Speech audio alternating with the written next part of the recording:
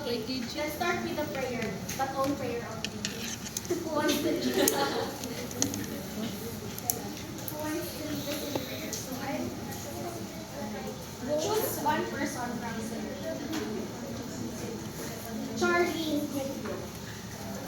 Who is Charlene? Ah, okay.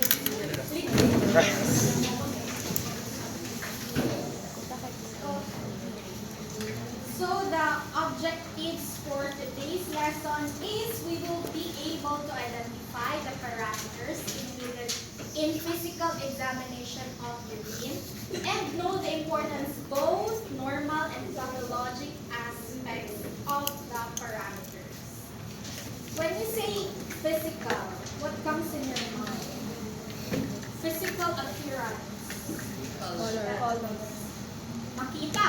Yes, makita. And it's subjective, right? Because different ang pagtanaw sa one person to another. Like for example, ang pagtanaw sa medtech, this is still pale yellow, but for the other medtech, yellow na siya, not pale anymore. So it's subjective. But it is one of the important characteristics of urine that we need to study or understand. So physical examination of urine is including the determination of urine color, clarity, and specific gravity. So these three. Pero there is an additional one, it's odor. However, ang odor, we don't do that in our routine analysis. Because, of course, we don't want to smell urine. So this lang, kanina to, these are the ones that we see in routine analysis. Even on your urinalysis result, we have this color, clarity, and specific gravity. So, early physician based many medical decisions on the color and clarity of urine. In the present time, this observation gives a preliminary, so kanang una-una, na information of disorders such as glomerular bleeding, liver disease, inborn errors of metabolism, and urinary tract infection. And this specific gravity, specifically SG, this helps in evaluation of renal tubular function. Specifically, ang SG is for renal reabsorption. The function of our nephrons or kidneys, it has a lot, I think, 4 of functions. And one function is its renal reabsorption. And SG is the one that we use as measuring the ability of our kidneys to reabsorb water and others. And then SG also helps in the acid-base balance of our urine and body and controlling the water balance in our body. So you can see here, as I've read kanina,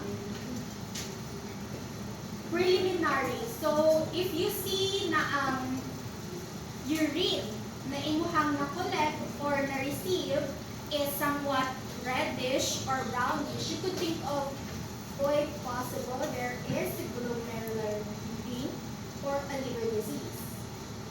And if we say urinary tract infection, if we observe that the urine is kind of hazy, blurry, didn't siya clear, because if we think of UTI, it is combination of WBCs and bacteria. So it means na if na ay WBC or bacteria, ang urine sample will appear hazy or blurry, not clear. So that could indicate UTI. However, we still need to do microscopic examination.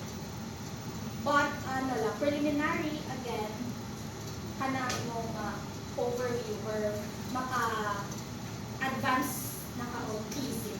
What's the diagnosis of the patient?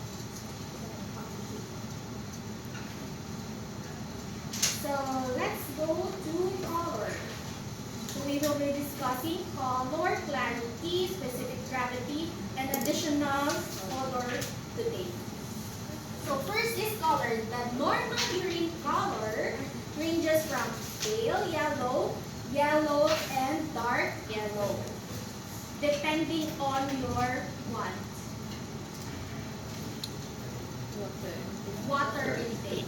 Of course, if you drink a lot of water, your urine will be pale. If you are dehydrated, then your urine will be dark yellow in color. So it depends on your hydration or water intake. And the yellow color of urine is caused by the presence of the pigment called urine. Remember, urine. That's the pigment that causes the yellow color of our urine. And this urine, this is a byproduct of endogenous metabolism, which in a normal condition, the body produces it in a constant rate. So this urine is from this endogenous metabolism. An endogenous metabolism is from the RBC lysis. So our RBCs, wala pa may tima, right? Wala pa, no? But do you know the lifespan of RBCs? Yeah, 120 days. So normally, namatay ang mga RBCs. So in that case, if RBCs dies, ma-release ang hemoglobin. And that hemoglobin has heme and globin portion. Ang heme, nadira ang iron and protoporphyrin. So this urine is from that. Yung protoporphyrin will be converted into bilirubin, and then ang bilirubin will be metabolized to urobilinogen. And then yung urobilinogen, mag-metabolize naman siya up until it will be breakdown into urine. So ang urine is from that endogenous metabolism of our RBC lysis. RBC, hemoglobin, tapos ang hemoglobin will break down into heme and globin. Advanced na siya, but at least we know the source of urine. And then, the actual amount produced is dependent on the body's metabolism. Because, depending pa rin sa hydration and fasting state of our body.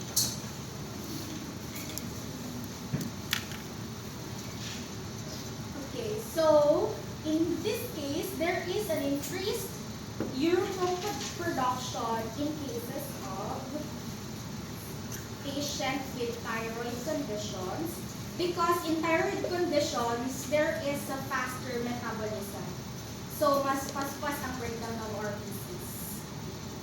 And if paspas ang breakdown of RBCs, then we can have an increased urine as the product.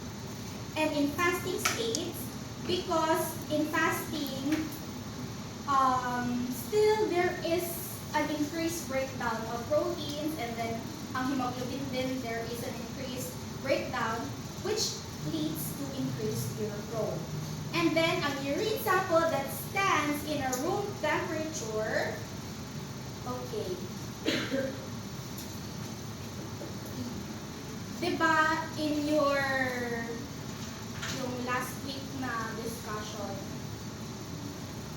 unsa pa ang decrease? Belong ang, what do you think?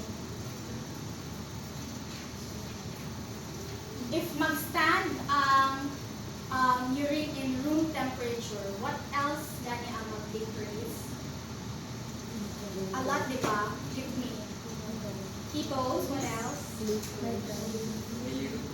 Bilirubin, yes.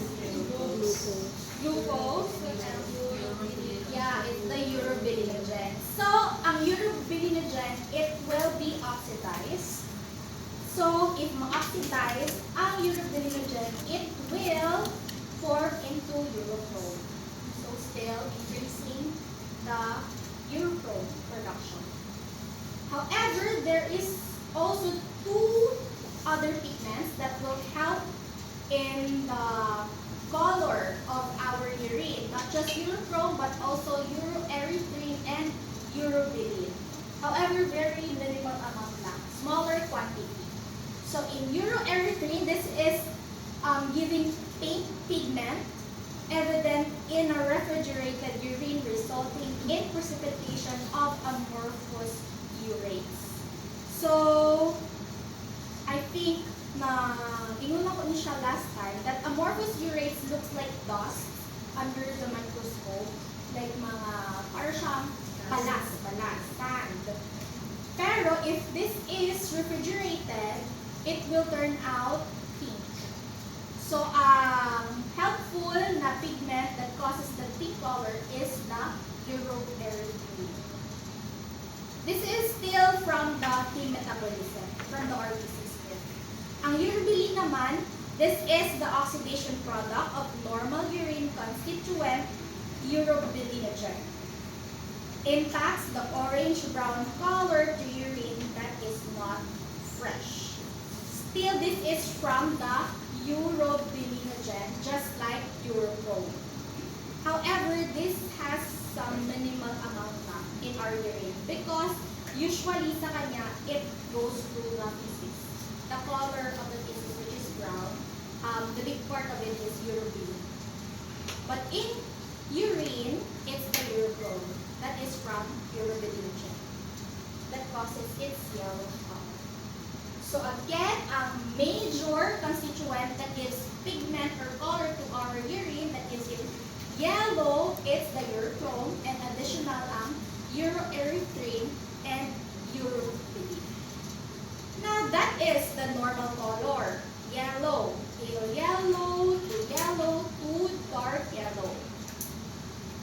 Now let's go to the abnormal colors of urine. Okay. One example is urine color that is dark yellow, amber, or orange. Diba, belong ang dark yellow sa normal color of urine. However, this depends on the hydration state of the patient or of an individual. However, if it does not depend on the hydration state, then it could be considered as an abnormal urine color. So this is caused by the abnormal presence of bilirubin. Bilirubin, the presence of bilirubin can be associated with hepatitis. Presence of bilirubin is tested in chemical tests of urine. If we hear about hepatitis, what comes on your mind? Jaundice. Jaundice. What's the color of jaundice? Yellow. Yellow.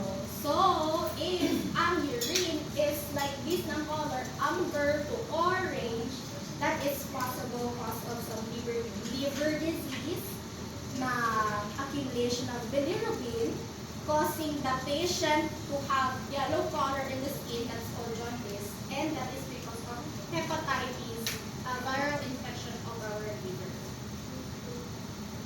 That's for dark yellow or amber or orange color. Specifically, in yellow-orange urine, there is a photooxidation of large amount of urobilinogen to urobilin. And then, the false positive reaction is the administration of phenazol urine. Actually, color physical examination na lesson is more of memorization. This one, ang physical examination. However, this is still asked in the word exam, but not so. Next, yellow-green urine. This is the photooxidation of bilirubin caused by the presence of biliverdin. This is still from the metabolism of RBCs, all from RBCs. And orange urine medications with anti-inflammatory drug called azothiidine and some laxatives and certain chemotherapy drugs.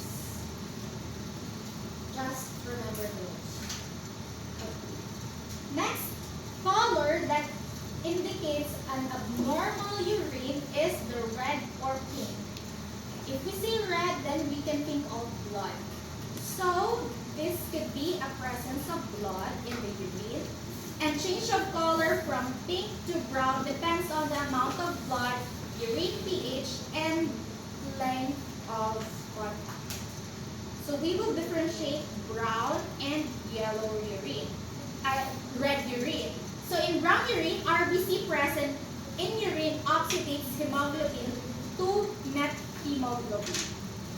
May also indicate glomerular bleeding resulting to the conversion of hemoglobin to methemoglobin. I don't think if makarelate na methemoglobin because it's in the hematology. But just remember this, okay? Just remember. Ang red urine naman, there is a presence of hemoglobin and myoglobin, yields a positive result in the chemical test of urine. Hemoglobin is from the RBC and myoglobin from the word myo, it's from the muscles.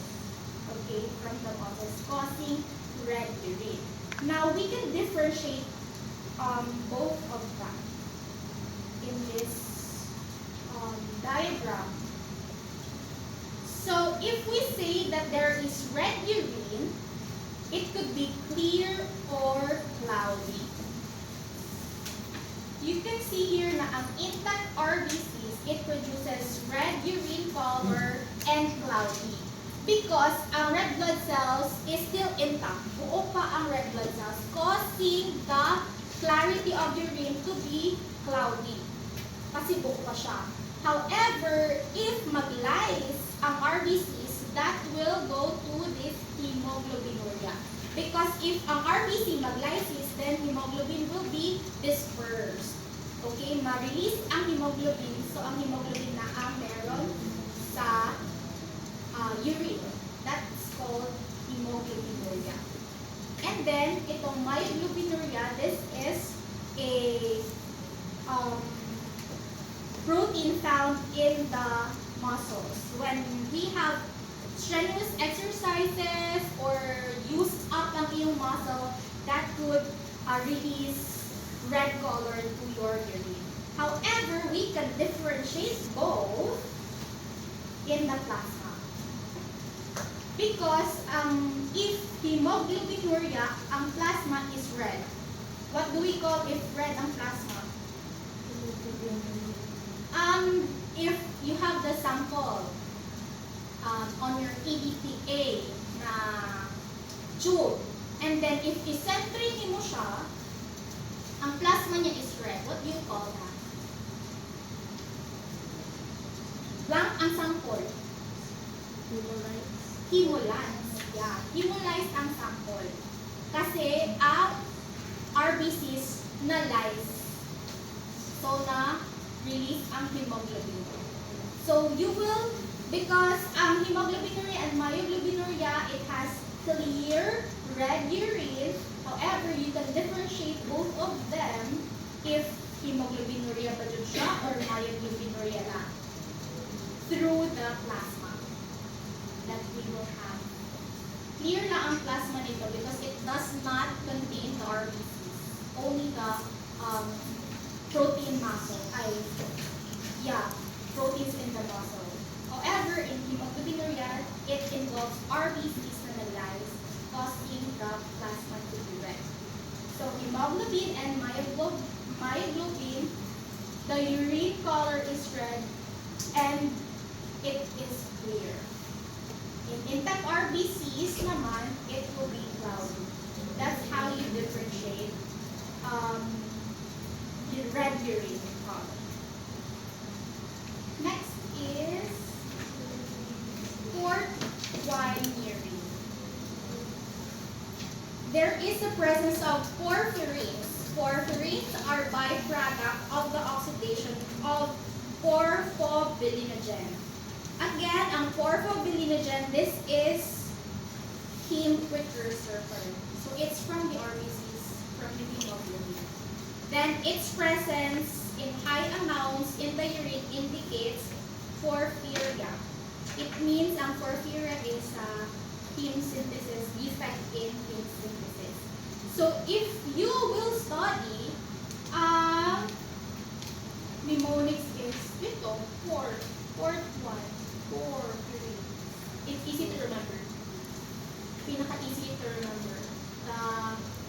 if there is a question na causes of urine color, it's the porcine urine, and ang cause niya is porphyrin. Easy to remember. However, na ay non-pathogenic. What do you mean by non-pathogenic? Ha? Do not cause disease, or it's not caused by a disease. One example is menstrual contamination. So if the menstruation ang girl, pwede red ang kanyang urine color. So ang mga laboratories, when that time happens, if ever positive sa blood ang patient and it's a girl, i-ask na before, i-ask ang patient if ditubo ka ma'am or wala. Because if ditubo, then we will recollect after last spotting. Girls would know. So the last spotting, day of last spotting, after 3 days ka pa magbalik to recollect ng urine. And that, mawala naman blood ana, and then that could be a good sample na for urine analysis. So some laboratories don't ask that, pero some ask, like mag-ask sila if ihata ang specimen, ma'am, gidugo ka, para i-note siya sa request. Kasi if gidugo siya and then positive for blood, then it could have false positives. So recollect and redo the urine analysis after 3 days of the last spotting of the menstruation. Next example of non-pathogenic reason of having red colored urine is the ingestion of highly pigmented food like blackberries and fresh beans. This is beans. Naabot na diri ang sa Philippines. Have you seen them? Grabe, some parts na. Ako, ay wala pa. Ako, blackberry na I don't know. But it could cause, okay, red urine if too much ang imong pagkaon at beans or blackberries. But not usual here. Next is ingestion of medications. Rifampin. What comes in your mind if you hear rifampin? Antibiotic for? Yes, for tuberculosis. And then phenolphthalein, phenyldione, and phenothiazide. So these are medications that could cause red urine. However, it does not indicate disease, cause of disease. So another color that is abnormal for urine is black or brown. This may contain melanin or homogentic acid. Melanin is an oxidation product of melanogen in excess product in case of malignant melanoma. What is melanoma? Yeah, it's a type of skin cancer. It has melanocytes. So if there is a malignant melanoma, there is an excess melanin. Therefore, ang melanin na excess melanin will be excreted to the urine, causing black or brown color of the urine. Next is the homogentic acid. This is a metabolite of phenylalanine, which gives black color to alkaline urine from patients with inborn metabolic disorder known as alkaptonuria. So, kaning homogentic acid, breakdown product of the phenylalanine. So, in cases of alkaptonuria, this is one of the inborn metabolic disorder. I don't know if you're already aware, diba, if there is a newborn screening, familiar with newborn screening. So, one of the diseases that could be detected on that newborn screening is this alkaptonuria. And then in cases of alkaptonuria, ang homogentic acid, kay it will, in cases of alkaptonuria, wala siya enzyme that could break down homogentic acid. Okay, in case alkaptonuria naa siya'y enzyme deficiency that is used in the breakdown of homogentic acid.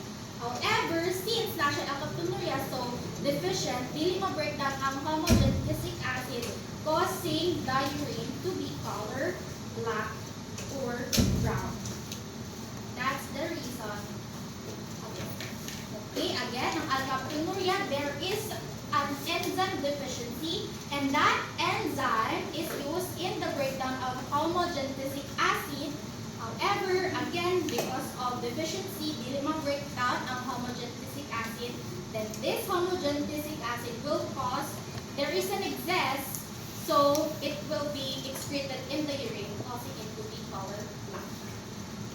So that's it for the black or brown color. Now, in another color that is abnormal for urine is the blue or green color. Pathologic is limited to bacterial infection, UTI by Pseudomonas species. Na-discuss na niyo ang Pseudomonas in your topic? Not yet. Not yet. Okay. Pseudomonas, if you see that in culture plate, medyo greenish po siya. Pseudomonas. So, yeah, it causes a blue or green urine. And UTI, which prompt the increase of urinary indica. And familiar benign hypercalcemia, a rare inherited disorder in children, yields a blue urine, and this disorder is called blue diaper syndrome. We will be discussing that in the future, yung mga metabolic disorders. And blue diaper disorder is one of them. And this blue diaper disorder or syndrome causes blue or green urine. Have you checked your Strassinger book? Strassinger. Who reads it? Kinsay nakabasa? None of you? Okay. Gikan siya dito. This is the summary of everything. So, if there is a color that is colorless, I want to write that. Okay, colorless, it means na ay recent lang siya nag-inubog tuwing. And this is observed in random specimens. If you have tried urinalysis, getting your own urine sample, you would see, if random gani in a collection, you would see that your urine is very pale in color. Except na lang if nag-inom mo vitamin C, then bright yellow ang color. In color that is pale, it could mean polyuria or diabetes insipidus, could be diabetes mellitus, and dilute random specimen. So, ang random specimen could also produce pale yellow or colorless color of urine. And this is increase in 24-hour volume and low specific gravity. Kaning diabetes insipidus. And ito namang diabetes mellitus, elevated specific gravity, and positive glucose test result. Ang dilute random specimen, this is in recent fluid consumption. Again, paano nag-different ang diabetes insipidus to diabetes mellitus? Okay, who wants to answer? Isa lang. Pag sabay-sabay man, madali ko mag-get. Sige. I forgot. The one in front. Ikaw. Sige. Pag diabetes insipidus, the specific gravity is decreased, while in diabetes mellitus, the specific gravity is increased. Why? If sa insipidus, it decreased specific gravity, is decreased production or function of antidiuretic hormone, while in diabetes mellitus, decreased insulin, so there's increase of glucose. So that's why it's Yeah. And ang glucose, it has high affinity to water. Okay. So, taas ang specific gravity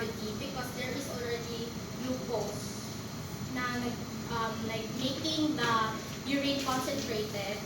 However, increase gahapon ang urine volume because ang glucose nag-attract siya og water.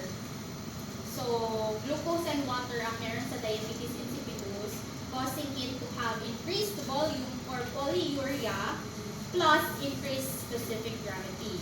But in diabetes insipidus, only water lang. Polyuria only. Wala siyang kasaling any content or solute content that makes it concentrated. Therefore, lower lang ang kanyang specific gravity. That's the difference of diabetes insipidus and diabetes mellitus. Next is the dark yellow. Concentrated specimen. This may be normal after strenuous exercise or in the first morning specimen. Because the most concentrated sample that you will have is the first morning specimen. So it's normal that your urine color is dark yellow. And then B-complex vitamins could cause dark yellow color, dehydration in cases of fever or burns, bilirubin. Okay, there. Take note of this, yellow foam. When shaken and positive chemical test results for bilirubin. Because meron ding nagkukos ng foam in the urine. And that is protein.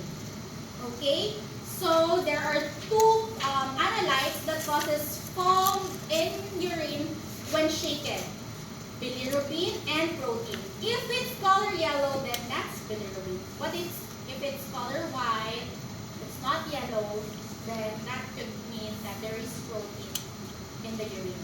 Okay, again, dalawa ang nagka-causes ng foam in the urine if shaken. First is bilirubin and second is protein.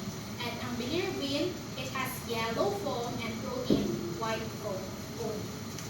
Acreflavine, this is a negative bile test results and possible green fluorescence. I'm not that familiar with this, but it's a good to know fact. Okay. Nitrofurantoin, this is an antibiotic administered for UTI. So it's still a medication that causes changes in the urine color. Next is the orange yellow. The cause is phenazopyridine or pyridium. This is drug commonly administered to UTI. So most of them are medications for UTI. Phenindione is an anticoagulant, orange in alkaline urine and colorless in acid urine. Personally, we don't, wala kaayo ni ka consider of medications if there is a urinalysis test or urinalysis in the laboratory. If naalay note sa physician, then we consider that. And please still put that on the result na paper ng patient. So, for example, if there is a very dark or orange-yellow, you could put note under the result na patient is taking disinfectant. So that, hindi siya considered as a normal thing. Okay. Next is yellow-green. This is bilirubin oxidized to biliverdin.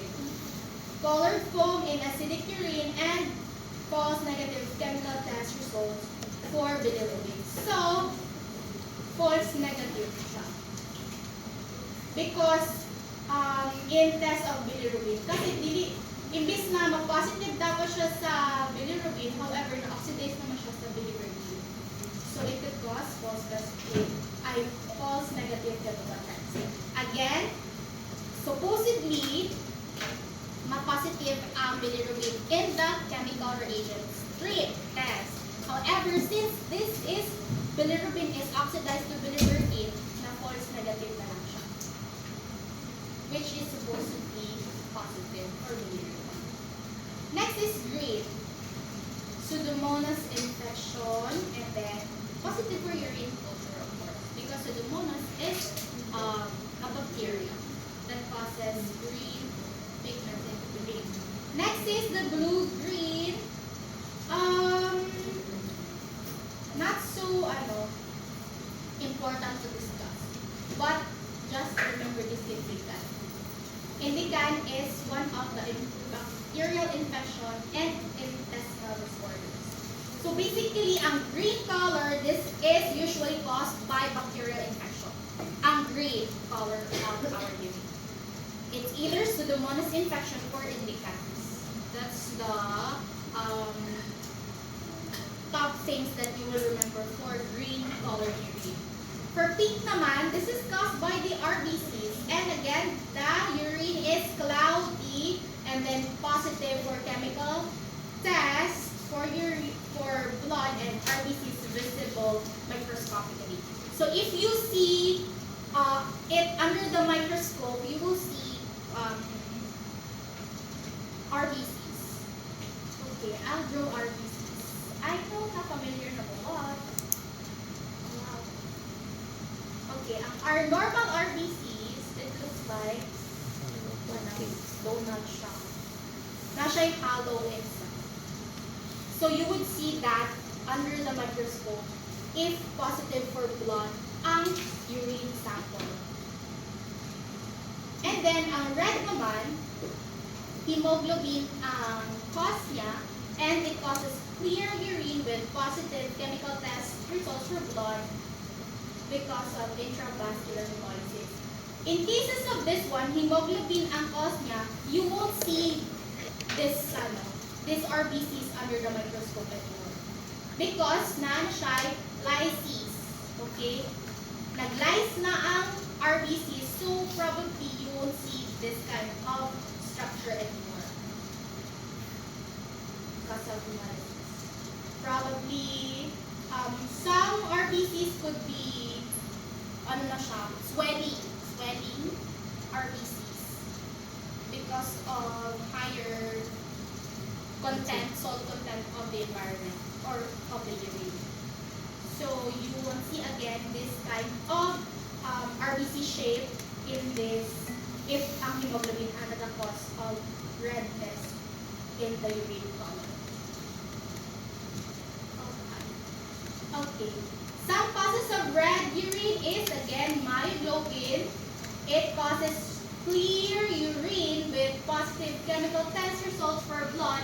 However, this is caused by muscle damage only, not hemolysis. Because of the word myo. Remember myo, it's for muscle. So, if red ang urine, you will test. Paano galing ma-differentiate ang myoglobin to hemoglobinuria?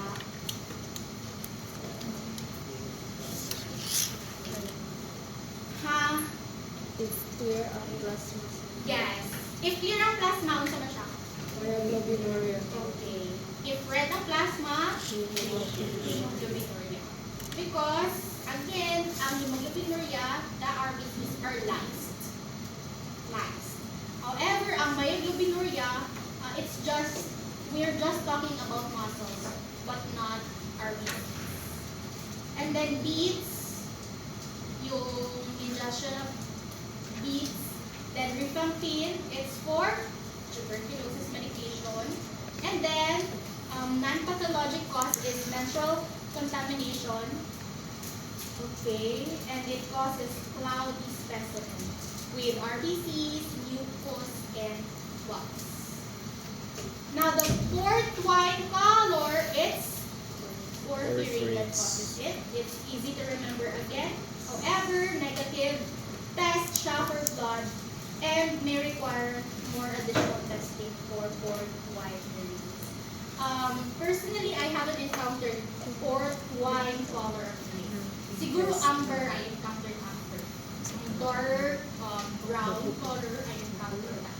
Pero port wine, not yet.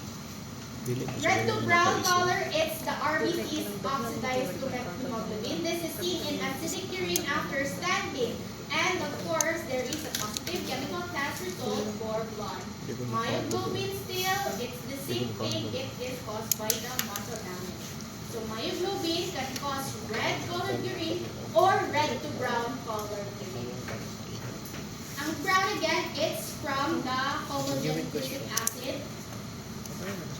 in cases of alkaptonuria and seen in alkaline urine after standing and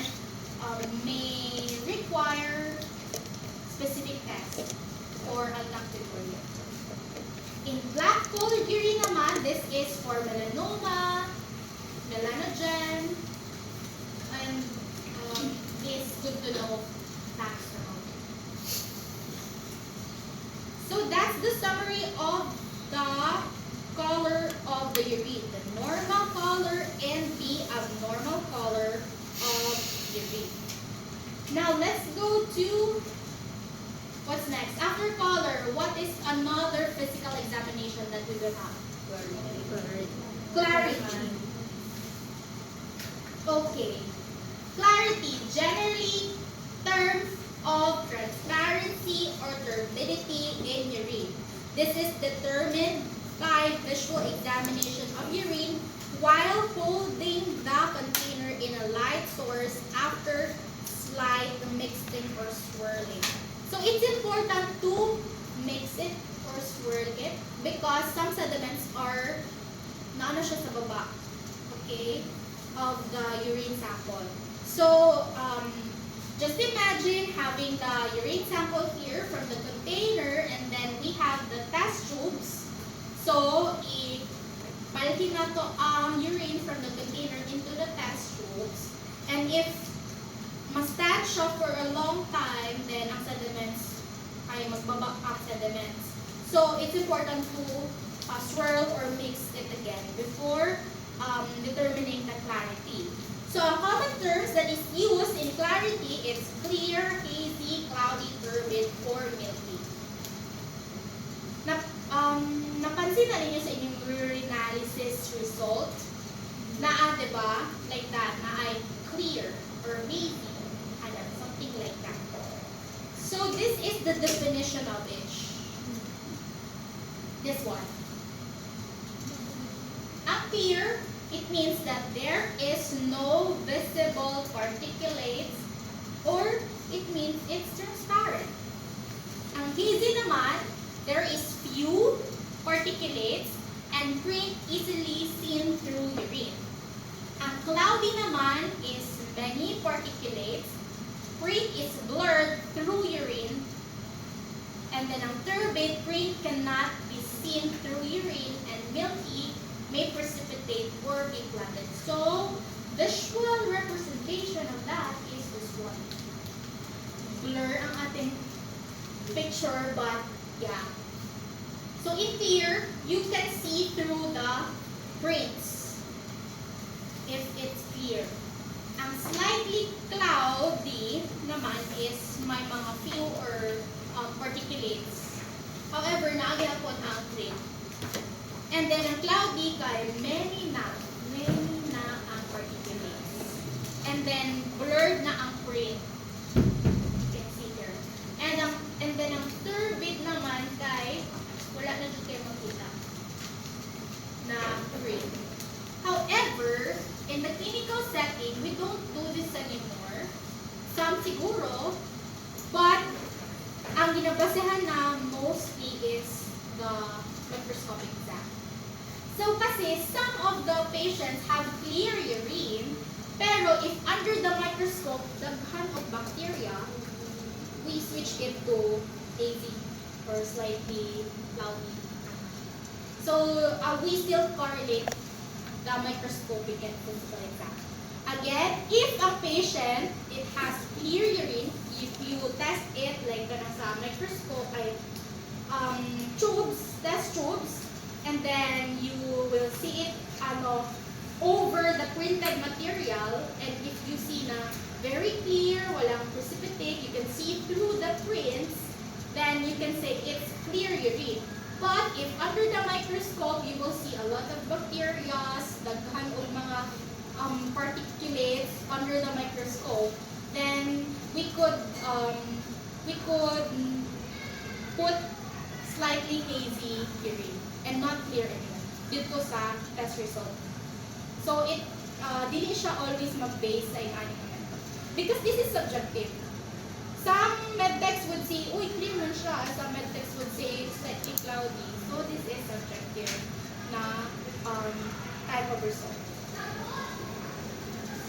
Okay, na may friends there. Sige. Okay. Take note of this one. Oops.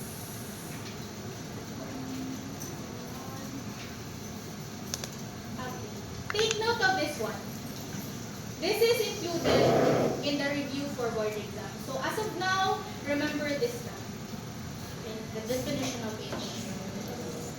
Okay, this is still asked question in the board exam.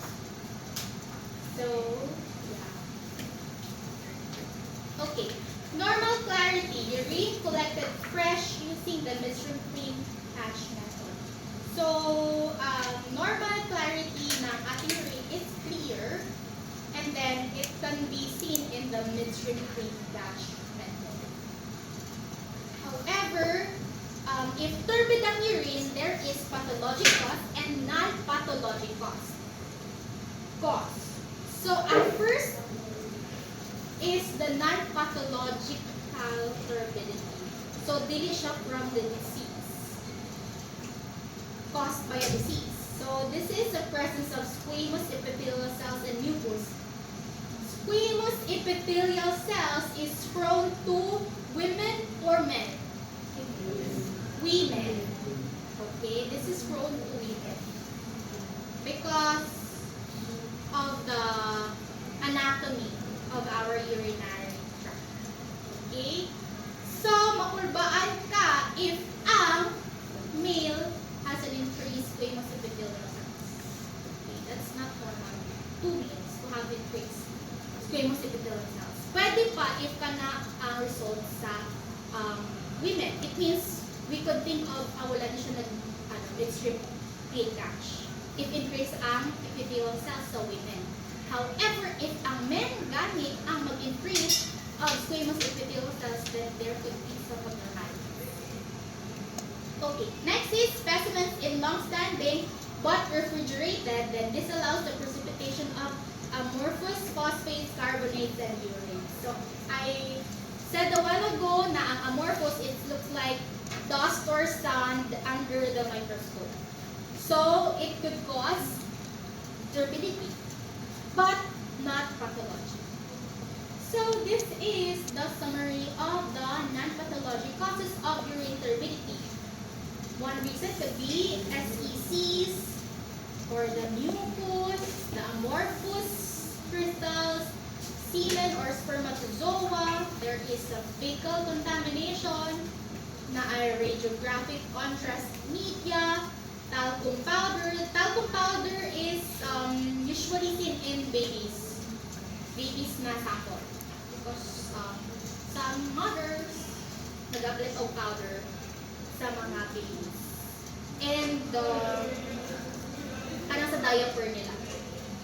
Okay, and then vaginal creams if women uses creams.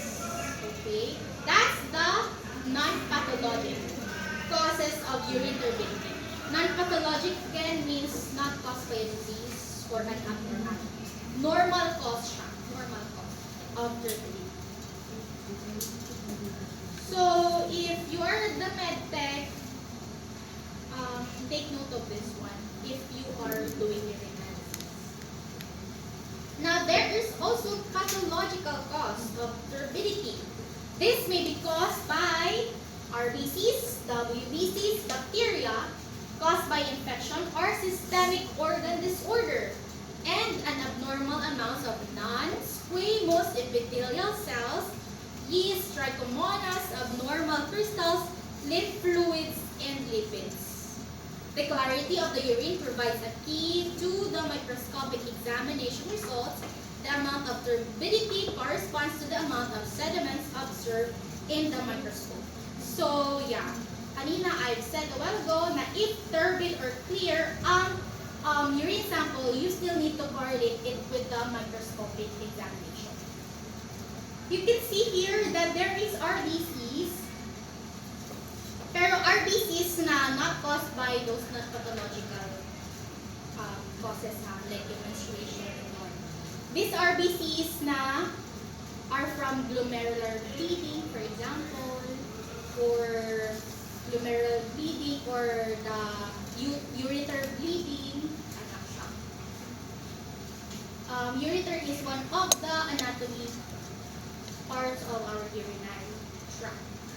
So this is my cursor. Okay. WBCs naman, this is in line with the bacteria. They, parang, they are with each other. Because if there is bacteria, of course, our body normally functioning na body would fight against those bacteria. And that, our body will produce WBCs for fighting against bacteria. So parang they are always together, WBCs and bacteria. Another one is yung mga non-squamous epithelial cells. Because ang normal lining of the urinary tract anatomy of a human or women specifically is squamous epithelial cells. But if it's non-squamous epithelial cells, then that is an abnormal constituent of the urine that causes pathological turbidity. Yeast infections as well, trichomonas. What is trichomonas again? It's what? A parasite. Okay, a parasite. This trichomonas. And abnormal crystals. Because there are also abnormal crystals and normal crystals. One example is uric acid crystals. And then ang mga abnormal crystals includes tyrosine. We will discuss that on our microscopic examination. You will further understand those crystals if you see their structure. Okay? And then mga lymph fluids and lipids, mga fats that causes turbidity. Oops. So, what's next?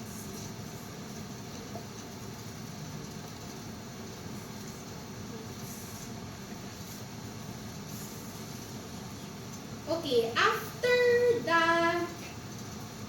summary pa pala. Summary. Okay, so these are the pathologic causes of urine turbidity. Includes RBCs, WBCs, bacteria, yeast or like fungi, non-squamous epithelial cells, abnormal mga crystals, lymph fluid, and lipids. Now, after clarity and color, what's the next physical examination? Specific gravity. Okay. Specific gravity, this is an evaluation of urine concentration. Okay? Tapos, in measuring or evaluating urine concentration, specific gravity is used to measure it. Now, this urine concentration, this is correlation to tubular reabsorption. Our tubules in our kidneys, they reabsorb water, mga important nutrients to balance our acid and alkaline or acid pH acid balance and even water balance in our kidneys. So, specific gravity is useful in monitoring tubular reabsorption. That is useful in determining the concentration of urine. And then, a specific gravity of the plasma filtrate entering the glomerulus is normally 1.010. Okay, remember this one? 1.010 lang ang normal filtrate that is entering our glomerulus. So that is isostenuric. If ang SG below that, then that's hypo. Because it's below, hypo. And if it's above, then it's called hyperstenuric. We will understand this more in glomerulus if we will discuss renal anatomy and physiology on our laboratory class. Okay. Normal random urine, the SG, ranges from 1.002 to 10.35. If you would see a urine reagent strip na ay each color has that value. So from 1.00 to 5 man ang increment sa ating reagent strip. So it will make sense if you will see one on our laboratory. So, however, again, ang normal random urine, ang range ng SG is from 1.002 to 1.035 depending on dehydration of the person. However, ang SG below 1.002 is not a urine anymore. See, dili na siya considered as urine. And most random urine, it's between 1.015 to 1.030. That's the normal random urine sample. Ang range niya is 15 to 30 na specific gravity. Now, there is different measurements of the specific gravity. First is refractometer. That is measured through refractive index, osmolality, change in the colligative properties of the particle by particle number, and the reagent strip. Ang kanyang principle is pKa ito. Changes of polyelectrolyte by ions present. So, we will discuss the following. Next is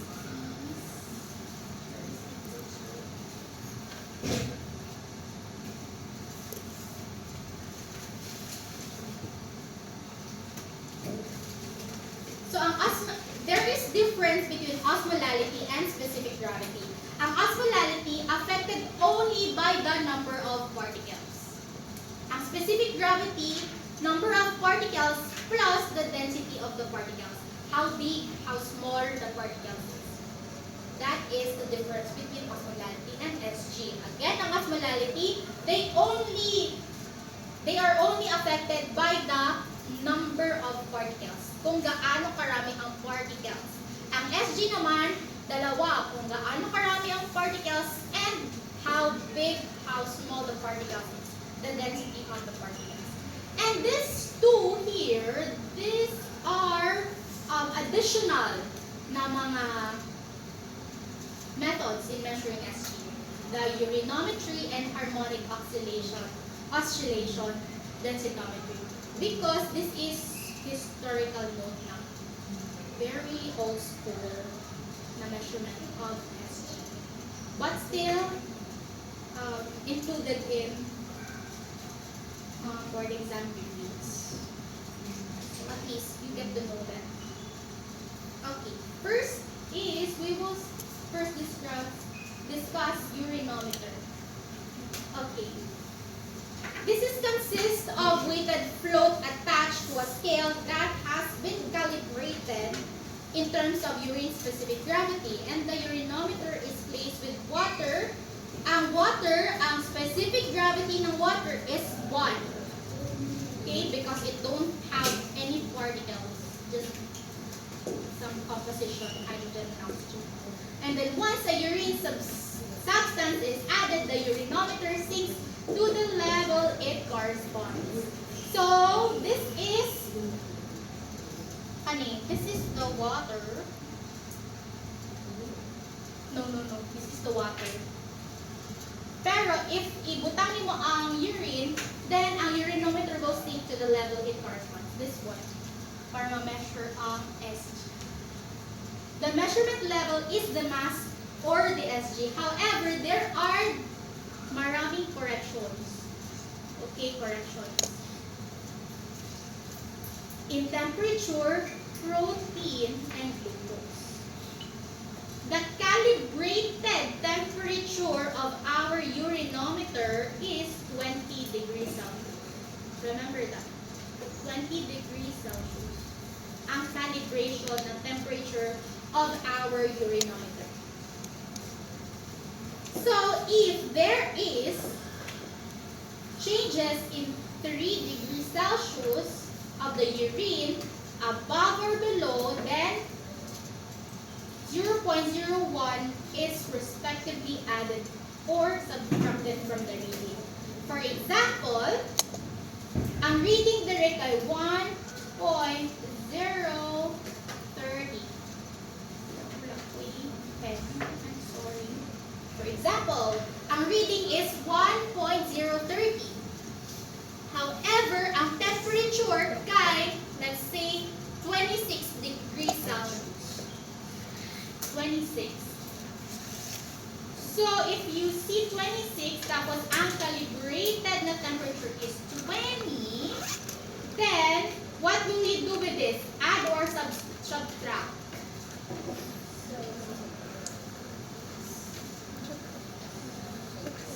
Higher, therefore, increase man, so you add. Okay, you add. If there is an increased temperature na dili siya belong to the calibrated na 20 degrees, then you add 0.001. And how much ang atong i-add?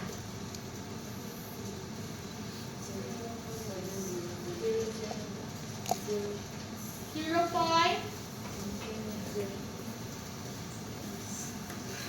Do the math. 26. Pila ang na-increase? 6. So, pila man? Every 3 Celsius. 3 degrees Celsius. So, pila man? Pila na to? 6. Pila? 6. Dalawa. So, times 2 is 0.002. You will add 0.002 to this one. So ang SG na natin na corrected specific gravity in urinometer is 1.032. Okay? Okay. That's for temperature. However, we still need to have correction in protein and glucose. This protein and glucose, if there is 1 grams per DL na increase in protein in the urine, then you will subtract 0.03. Ang glucose naman, if there is 1 gram of deciliter that is increased in our urine, then you will subtract the 0.004. Okay. Still, ang ating gamitin pa rin natin ang ating example na 1.030. If ever the sample has 2 grams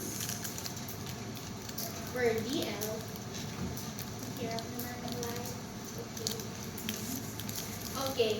If ang ating urine sample, there is an increased protein of 2 grams per DL, and then ang glucose natin is, let's say, meron siyang 1 gram na increase per DL, then what will be our corrected specific gravity now? If this is the reading, first reading. Ay, perfect na. Thank you very much. At dahil dyan, ikaw mag-answer. Sige, go. Easy lang na siya. Dito ka. Okay.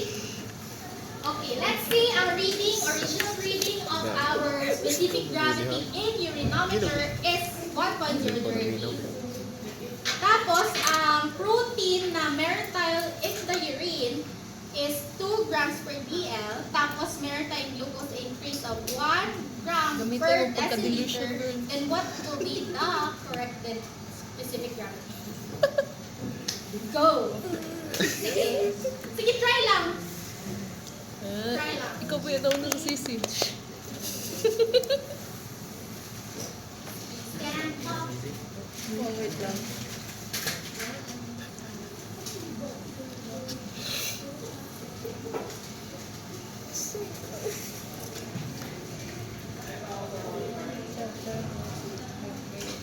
Ikaw na natin. Wait. I'll give you 3 minutes Tabang to take. 3 minutes to true. 2 grams per DL. Grams per DL. Ay, 2 grams ang protein natin. Tapos 1 gram ang glucose.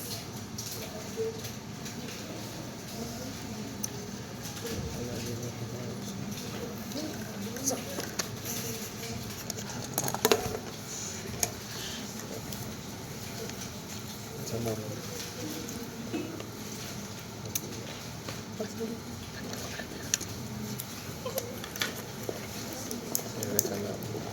Pwede ka na mag-solve. Diretso na. Na, okay lang.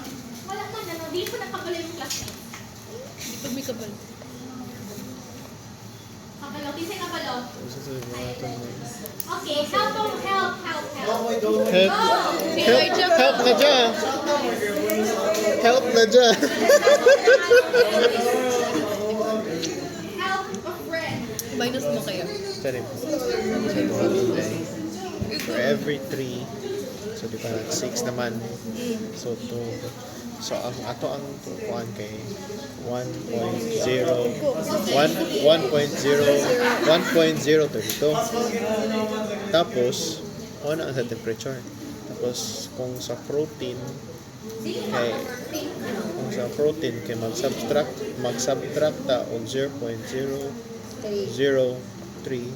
every grams. Kaya niya. Kung saan mo pila ang grams?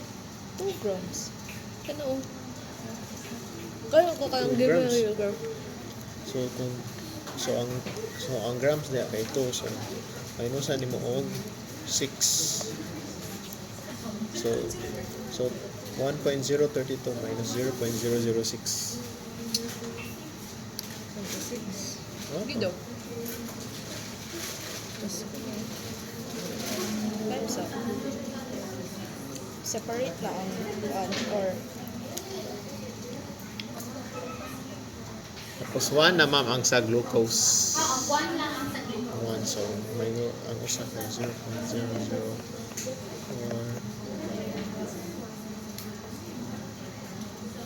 8.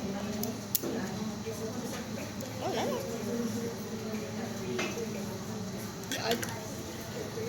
Ha?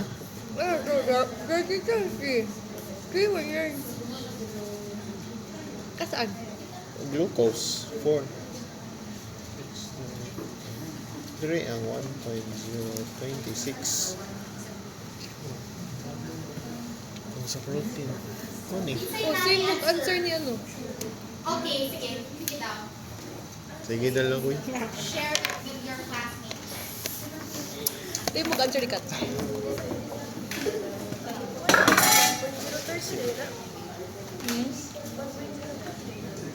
Kana yung answer sa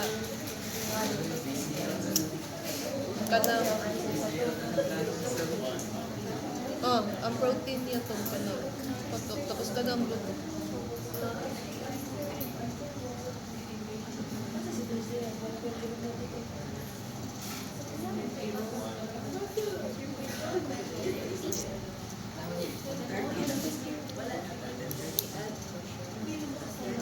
One, 32 man di ba dapat?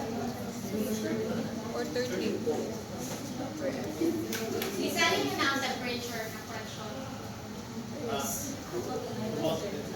So 1.032. Okay. So ang temperature may usan sa Ayaw sa lihat tong answer sa temperature. Ito lang, 1.033. Yeah.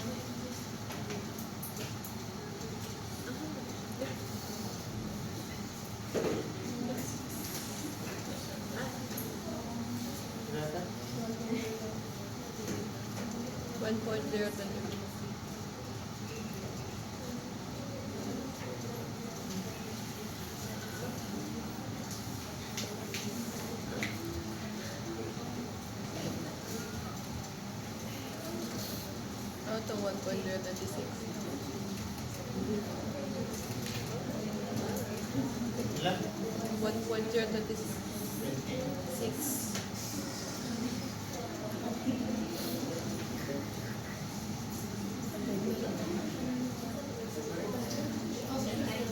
Thank you.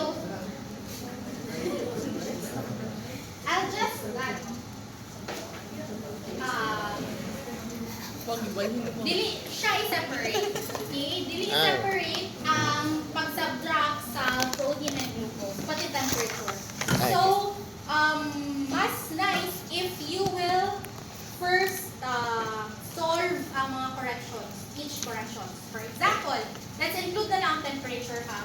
Ang temperature, there is 26 daw. 26 degrees. So, ang calibrated temperature, pila gani? 20. 20. So, 20 ang calibrated na temperature. So, if 26, there is 6 degrees Celsius na na-increase. So, for Celsius of urine, mag-add or subtract ka sa reading. So, ang reading is, kaniman, 0.3. Reading natin yan. So, there is increase. Kapag increase, you will add. Okay? If increase, you will add. Therefore, na ay 6 na increase, and then every 3 divided by 3 decrease, then that's 2. So 2. If 2 times 0.001, that is 0.002. So, i-add na nimo siya diri later on. So, meron ka ng additional for temperature. Now, let's talk about protein. Ang protein naman, ang increment ay ang subtract na amount is 0. Subtract. 0.003. Every grams per DL. So, ang ating example, there is 2 grams per DL. So, kaniman ang per gram. So, it means per 1. Sabi natin na ay dalawa. So, i-times 2 mo lang siya. So, 0.006. Therefore, mauna ang imong 1. Protein. I-subtract yan. Subtract. I-subtract mo siya dito sa ato ang kaning initial reading. Now, for glucose naman, you will subtract 0.004 per 1 grams per DL. So, ang atong example kay 1 lang po, so same thing, 1. So, you will just still subtract this amount. So, if you will combine that all, ang ating initial reading is 1.030. Nag-add ka og pila? 0.002 because of the temperature. So, 1.032 na. However, you will need to subtract this. So, subtract 0.006. That's 626. Ana. Tama ba? Again, subtract ka naman for glucose ng 0.004. Then, the final specific gravity measurement corrected SG is this one, 1.022. So, you will need picture.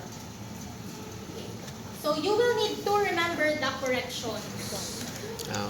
Ang protein, mag-subtract of 0.3 for every gram per DL.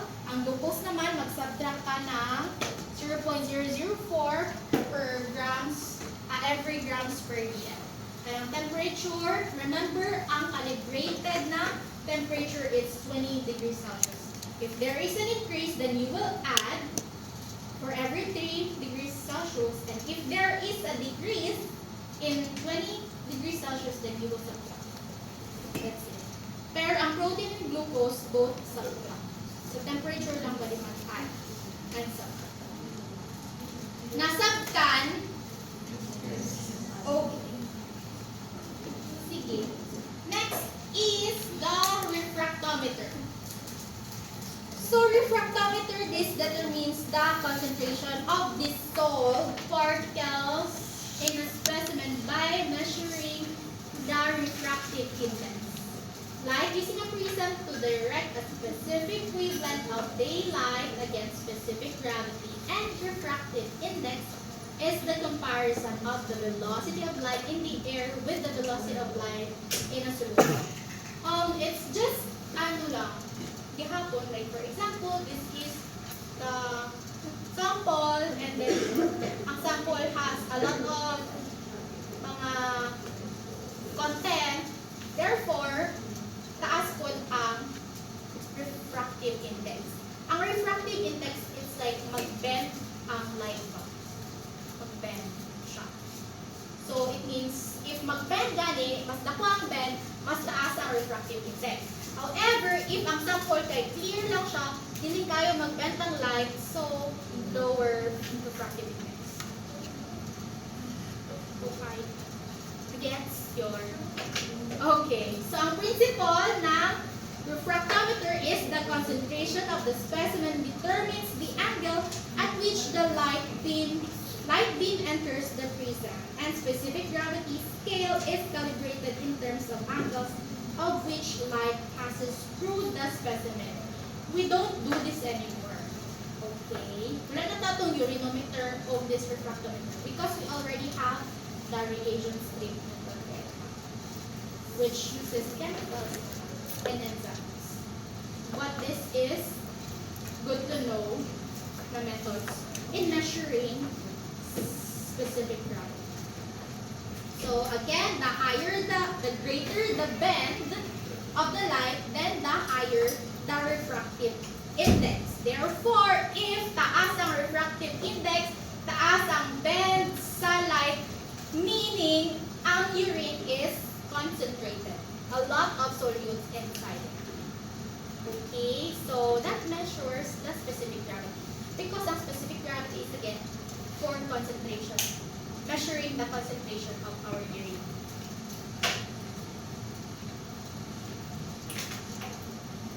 Next is this harmonic oscillation densitometry. Mass gravity meter. This is used by Yellow Iris automated workstations to measure specific gravity. Dili ko familiar ani because it's so old method na. Imagine it uses sound waves. I'm hearing sound waves. Okay. Sound waves of specific frequency are generated at one end of the tube, and as the sound waves oscillate through urine, their frequency is altered by the density of the specimen. So I think it's the same with refractometer. So if ang sound waves is greater, sound waves, therefore, mas concentrated or not concentrated? If great ang dagko ang sound waves, Less. less, okay, less concentrated. Therefore, lesser Sg. Okay? However, if kanang gagmay kayang distance between sound waves, Increase. then increase ang concentration. Therefore, increase din ang specific gravity. That's the parang nutshell of this harmonic oscillation. That's one of the methods in measuring specific gravity. But very old na. I don't think napan siya ka. Okay, so the routine na test for or method used in specific gravity is the reagent strip method. And our reagent strip method, its principle is the change in pKa of a polyelectrolyte in an alkaline medium. And ang kanyang indicator is the Bromthinyl blue on the reagent pad measures the change in the pH, and as the Sg increases, the indicator changes from blue through shades of yellow. We will discuss this more on the chemical examination of urine. May specific explanation of specific gravity dito sa mga chemical tests using the reagent strip. But always remember the principle. Ang pinaka-importante na ma-remember in chemical examination of urine is the principles of each test, of each analyte. So, specific gravity, it's the change in pKa of a polyelectrolyte in an alkaline. So that's for specific gravity. So we are done with what?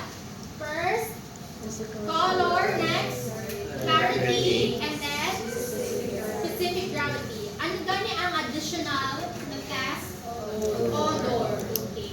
So, odor.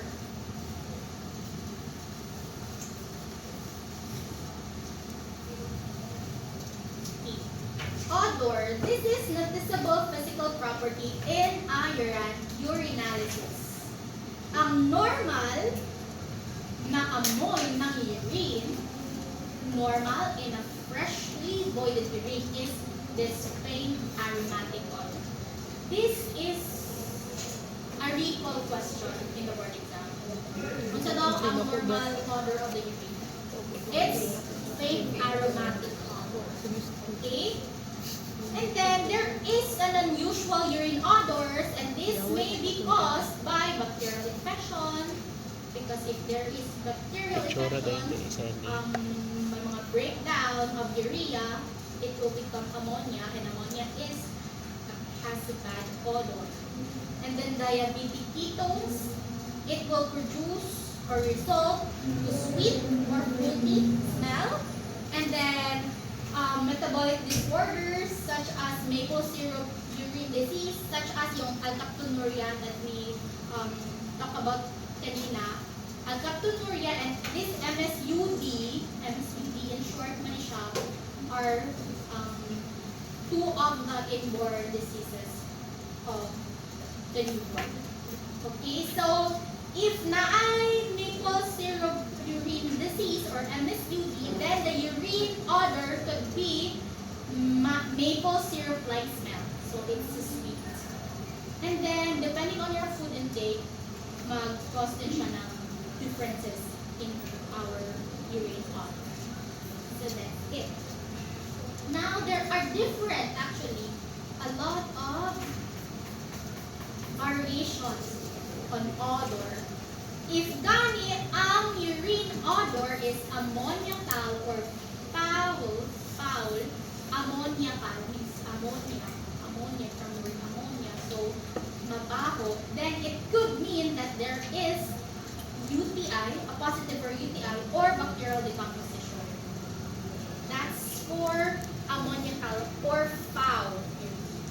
If there is a rancid odor, I cannot describe what's rancid odor. Habang mo sa rancid odor, have you smelled? Wala po ko, so di ko ma-relate ko sa rancid odor. But the cause of it is tyrosinemia. Tyrosine is amino acid. MSUD causes maple syrup or caramel-like na amoy. So maybe sweet odor ang i-cause ng MSUD. Sulfur odor naman is cystine disorders. Fruity or sweet, it's in diabetes ketoacidosis. Diabetes ketoacidosis. Na-discuss na ninyo ni sa Tingan? Not yet. Okay, sige. Diabetes ketoacidosis, it's the yung breakdown of ketones, and instead of ketones from fat, instead of carbohydrates. So it causes fruity or sweet na odor. Mercaptan naman, this is caused by asparagus, garlic, and eggs. So if you are consuming much of these foods, then your urine odor could be described as mercaptan. I also don't know unsa ang smell aning mercaptan. So let's try to eat a lot of asparagus, garlic, and eggs so that we can describe anong mercaptan. Mousy odor naman, it's PKU. This is also one of the frequently asked questions. If the urine smells like this, mousy odor, what's the cause? Then we will PKU. Next is sweaty feet. Sweaty feet, it's from the isobaldaric acidemia. Ang rotting fish naman, it's from trimethylaminuria. Fecaloid, it's from the rectovesicular fistula. Cabbage or hops, it's the methionine malabsorption. And bleach, if it smells like bleach, then there is a possible contamination. As you can see here, there is a lot and no need of explanation because this is memorization. Okay. not much to discuss about odors. Ang importante ma-memorize ninyo ang cause of the urine odor. This is also important to remember. Okay. So I think that's the last part of our physical examination of urine. So how was it so far? Easy lang, easy pa. Easy pa, right? No? Parang basic, ganun. Okay. Sige, that's it. Let's have, what time is it? Sige. How many minutes ang atong break? Ano na lang? Sige, let's 3:45. Let's go back to 3:45. Namoy 15 oh.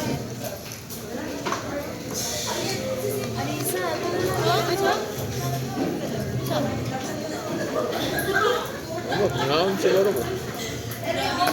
Paul. Paul. Paul. Palit mo na ba? Wato kong black red. Asa yung black? Oo.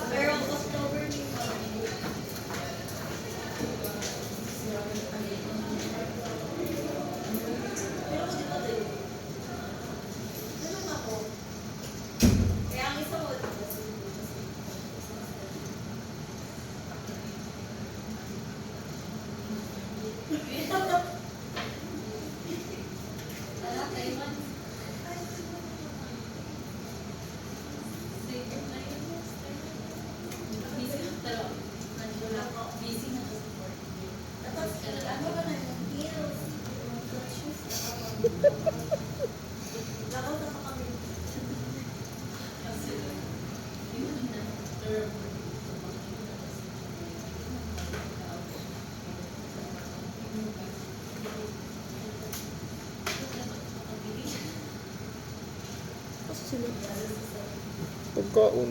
Di ay? Ihagad bitaw ka? Ay, di ay? Oo. Kuhit sa guni mo. Di ay. Palit ka? Chat mo. Palit ka? Tara. Lag. Chat mo. Saan mo?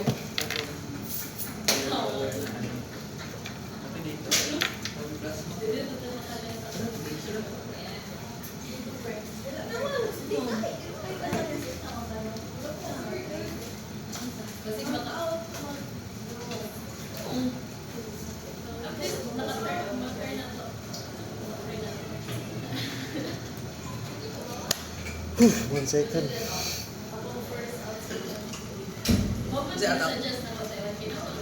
Kuha naman eh. Ice. Yati. Builder good. Builder. Okay, para makuha na nako ang 6 builder in town. Soro na ni. Na ika 6 nga builder na Ada dire. yati. Dagan dai na bago no. Kani mo. Naman ay Moro ni rason nga na para 6 builder. na builder base o tawagan na. Oh. Para ni 6 builder. Ay mo buhaton imo ra rush. Rush level 9. Level oh type murag mga rasang level 9. Oh, imo rin ni level 9. Dugay man. Wakoy do ani nga builder base. Kapoy kayo. Balik kasi mga. Dang. Rush gyud. Pagka-rush, Town Hall 9 pa na ano ba? Pero kayo. Ang Town Hall 12 to 13 kaya umsa mangod. Murag same shit naman ang mga upgrades. Kani ako. Asa na kana. Ano yung tarong-tarong? Abi sa ini. Goblin. Pwede ka mo palit goblin builder para kuhan. Gem pero. Gem dia pong ayo dia ba? Ay ang cost. Bati. Kani builder ba? Kani Ano yung builder nga nakatapot naman na. Oh. Mag-attack ka. Design na good. Na gem mine mo. Pila output per day 4, 5. Oh, kung man level 10 kay 5. 5, 10, 15. O 3 na, balik 3 and a half. Olo. Ikalimta.